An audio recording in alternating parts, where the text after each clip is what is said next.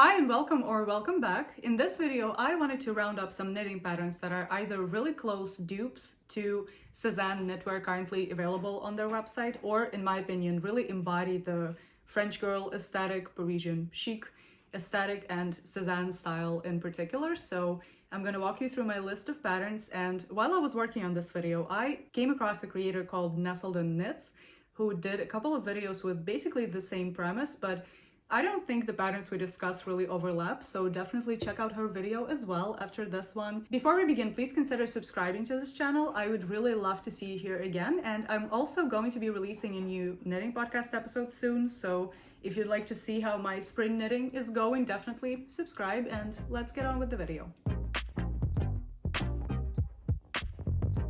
The first garment on our list is the Pepy Vest, or Pepy Cardigan as it's called on the Sézane website, but it's definitely a vest. And this is what basically sparked this whole video idea, because when I saw it, it really reminded me of the My Honey vest from Wool & Beyond. And to be honest, the Wool & Beyond version is a lot more interesting in terms of how it's constructed. It's knit starting with this like double knit back yoke section, and then you pick up more stitches for the front and the rest of the back, which are knit in this brioche honeycomb stitch designed for 2 colors. And in general, it's designed for 3 colors of fingering weight wool, and it has so much potential for different color combinations and texture combos. For example, the sample in the pattern picture is knit with Plotulopi as like the top color of the honeycomb stitch. Because Plotulopi is really fluffy and really kind of airy, it contrasts so well with the smoother wool. It just adds a lot of dimension, and you can experiment with so many different options. You can make it really similar to the Pepy Vest by choosing colors that are really low contrast, or go in a completely different direction and use really bright colors, or you can just use one color or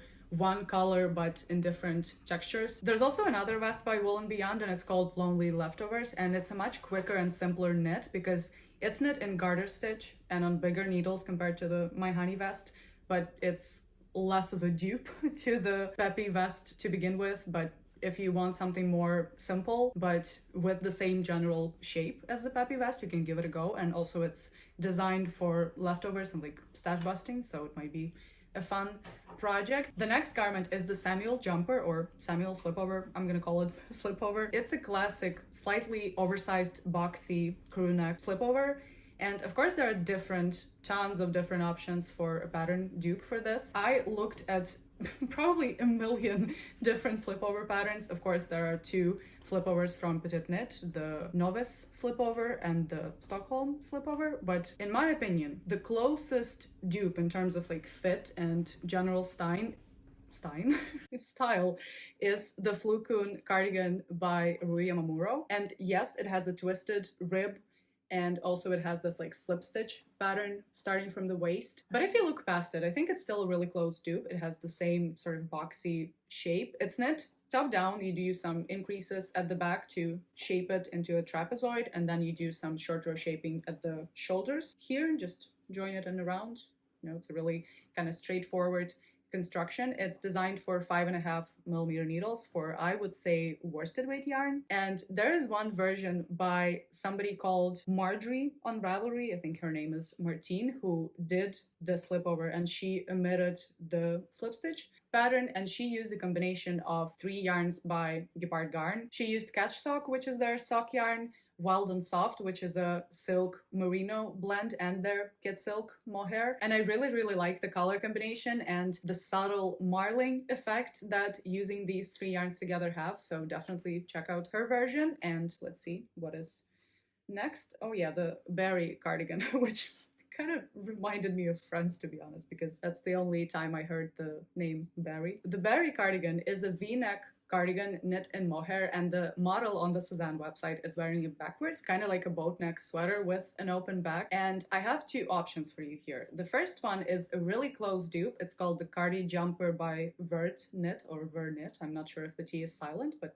anyway, it's a super close dupe, and it's, by the nature of how the back is shaped, is also intended to be worn both as a cardigan with a V-neck or as a boat neck sweater. It's knit on 3mm needles, and it's designed for knitting for olive merino and knitting for olive silk mohair. So light fingering weight plus silk mohair held together. And it also has instructions for a version with these like marniere, like French style stripes, which are really, really cute. It's designed to have 15 centimeters of positive ease, so slightly oversized. Another option is the Gepard cardigan from Colibri by Johanna, and it's a little bit more form-fitting compared to the Cardi jumper. It just has about 5 centimeters of positive ease, but it's knit in 2 strands of silk mohair and also intended to be worn both kind of forwards and backwards. It also has instructions for a striped version, so they're really similar, but the Gepard cardigan also has this peplum, which you can definitely skip if you want to make a closer dupe to the Barry cardigan, but I really think it adds more kind of Frenchness and like kind of elegant touch to the cardigan. Next up, we have 2 Sézane cardigans that are both knit in brioche. It's Emile cardigan and Basile cardigan, which I'm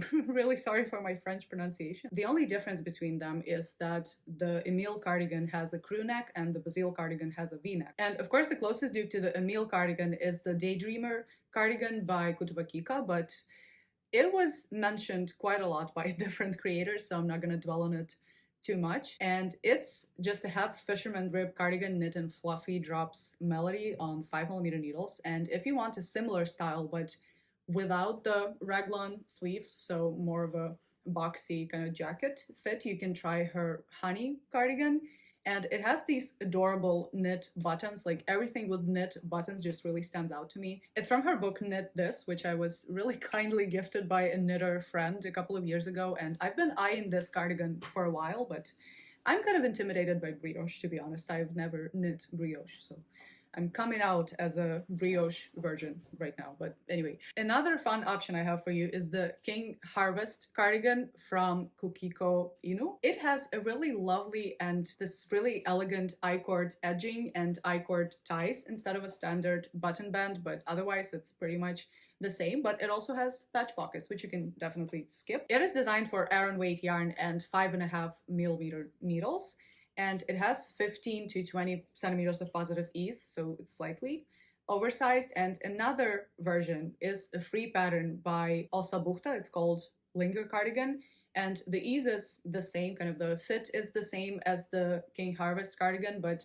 the needle size is a bit larger, and also it has a standard button band and neckline ribbing. For the V-neck Basile cardigan, you can check out a free pattern by Drops. It's called the Cherish cardigan, and the only thing I would change about it is that it has this like horizontal button band with like it's just a standard ribbing button band, but I think it would be a lot more kind of finished and polished if you do a double knit vertical button band instead. I just really like when I see a combination of double knit kind of smooth fabric and the more 3D brioche stitch. I think it looks really, again, polished, more expensive, you know? So maybe if you do this free pattern, definitely think about changing up the button band. And the last dupe I have for you is for the Tiphaine Cardigan, which is a raglan all over cabled cardigan with really convenient pockets. And I'm cheating a little bit because the pattern I'm about to mention is not a close dupe. It's like not a spot on dupe, and it requires some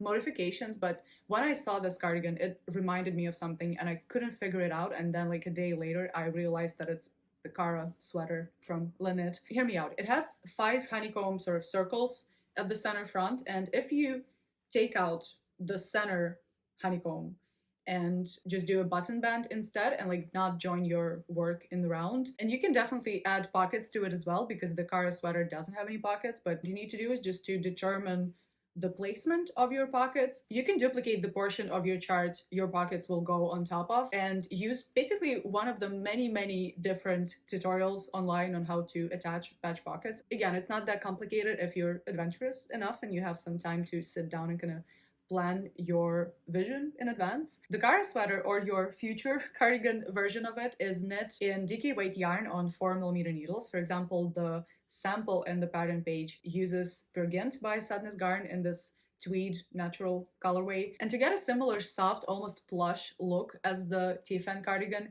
you can try using non-superwash wool yarns that really kind of swell up after blocking. For example, Jensen by Isager or Semilla by BC Garn. In any case, whatever you use, I think if you tweak the Cara pattern a little bit, you will end up with something super closely resembling the Tiphaine cardigan. And now I want to move on to patterns that are not exact dupes to any of the Sézane knitwear in their current collection, which I honestly found to be a bit boring, but anyway, I just want to talk about patterns that really remind me of the brand's style. Yeah, I say now, but I'm actually gonna take a little break, but with the power of editing, you will see me in less than a second.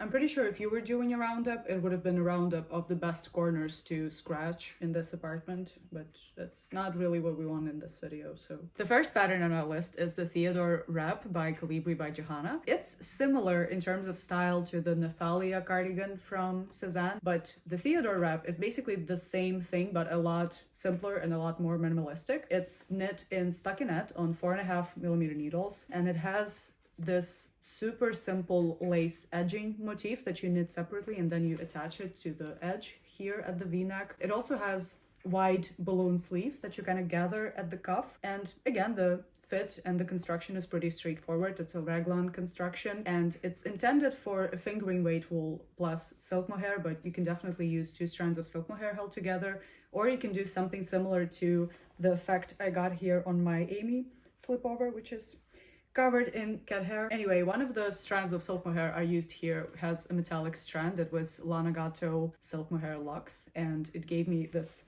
really subtle metallic shine on the fabric, so you can definitely do something similar for the Theodore Wrap to give this fabric a bit more interest since it's knit in just plain stockinette. And another wrap I have for you, which is not a wrap cardigan, it's a wrap sweater, it's the Ballerina Romance from Camille K. I hope I'm pronouncing that correctly. And in general, her designs, her pattern selections are so reminiscent of Sézane. They have the same sort of really romantic, really elegant French touch to them, and she's French herself, so definitely check out her whole pattern selection. The Ballerina Romance wrap is actually a sweater. It's not kind of wrapped around like the Theodore. It is also raglan construction that you knit flat, but then you attach your 2 kind of wrap pieces to start doing the ribbing. You can definitely not join it together and do like a wrap cardigan version, but it will take a lot more planning to it, and I think it's a lot more convenient when you knit it as a sweater because you can easily, again, wear it forwards and backwards. You don't have to think about how to tie it. The rib kind of takes care of it for you. The thing that really sold me on this sweater is the cutest scallop edge it has. It's just adorable. I'm sure if you're better at crochet than me, you can do a more intricate and a more kind of elaborate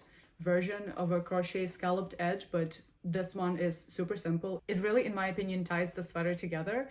The body is knit in stockinette and the sleeves are knit in this lace and mock cable motif all over them. It is such a beautiful piece and it should be perfect for spring. It's knit in 2 strands of silk mohair on 4mm needles, and it's designed to have about 10 to 15 centimeters of positive ease. And if you want to make a version that is more appropriate for like late spring to early summer, you can definitely substitute one of the strands of silk mohair to either silk yarn or linen yarn. You can, for example, use Gepard Garn's Wild and Soft. It's a really nice merino silk blend, which I already mentioned in this video. I don't think, even though a lot of people don't like the feeling of mohair on their skin, I don't think this pattern will really work if you remove the halo of the mohair from it. I think mohair really adds elegance and kind of airiness to it, which I really like. So I'm not really sure it will be for everybody, but again, you can try and play with different yarn combinations. If you have any ideas, let me know. I have one more raglan cardigan with lace for you, but it's really different from the ones I mentioned just now. It's the Anemone cardigan from Linnet, and this pattern has been living rent-free in my head since at least 2023.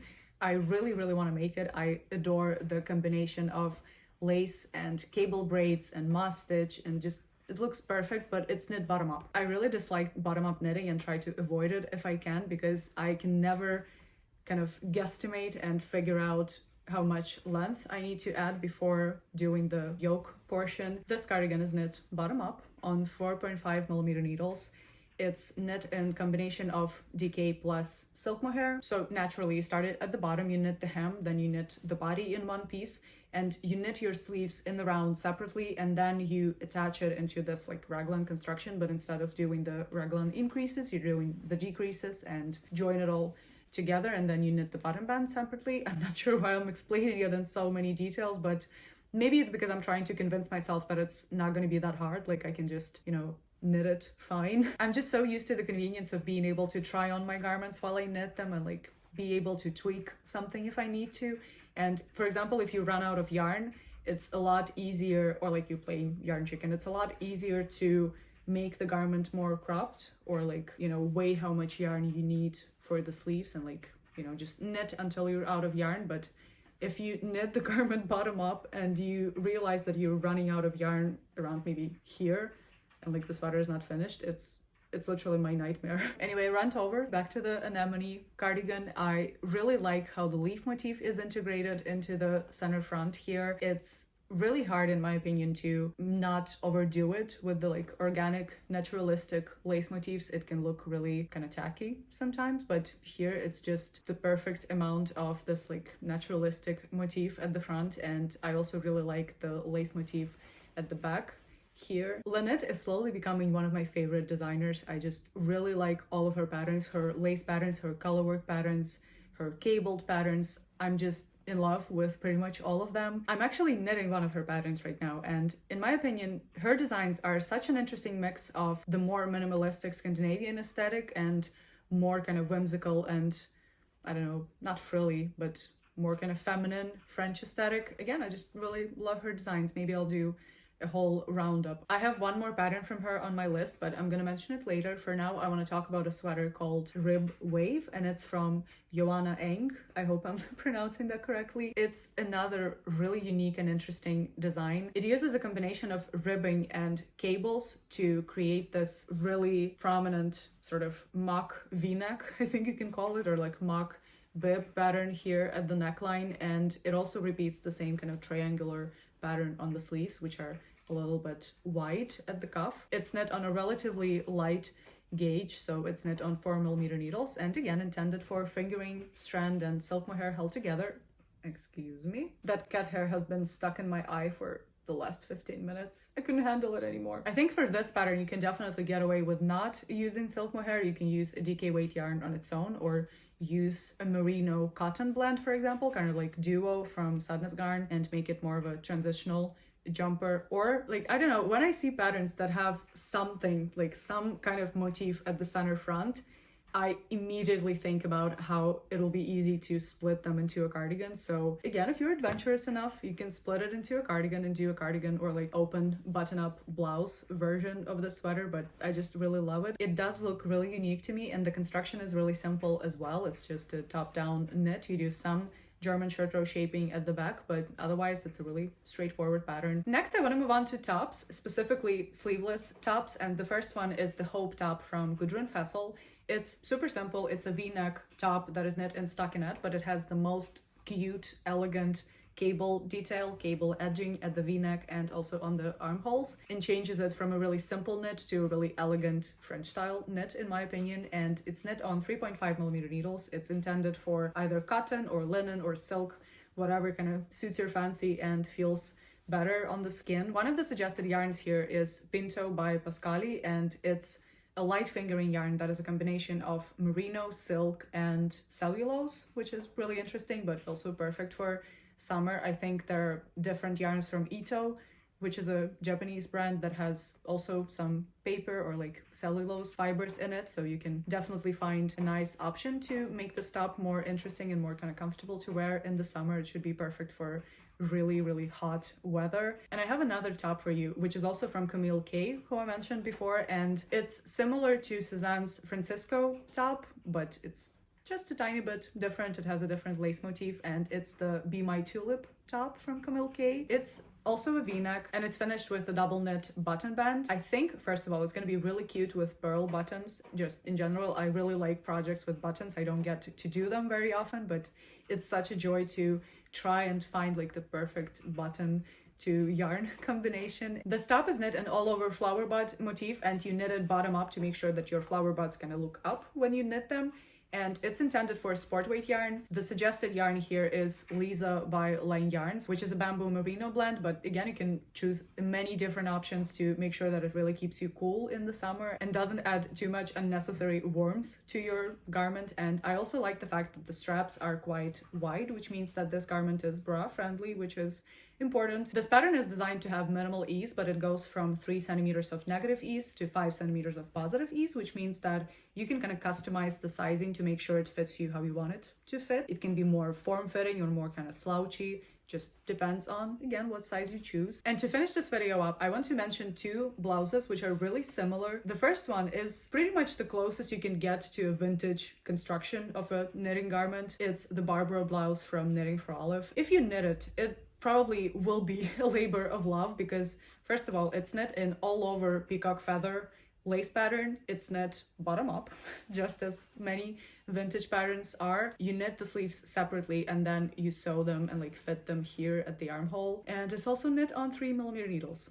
So yeah, it should be a lot of work, but the results should be really worth it. I just adore this pattern. Again, I'm kind of intimidated to knit it because I'm not sure I can get through a bottom up all over lace pattern, but at the same time I did knit quite a few doilies in my life, so maybe it's not going to be as bad as I imagine it. And if you want a similar but simpler version that has the same kind of ruffled neck lace edging and the same keyhole opening at the back, but without the hassle of doing this really fine gauge bottom up lace pattern, you can try the peacock blouse, or just peacock as it's called, from Knit. It's the same feather lace pattern, but it's knit top down. You knit the circular yoke in the lace pattern and then you just switch to stockinette.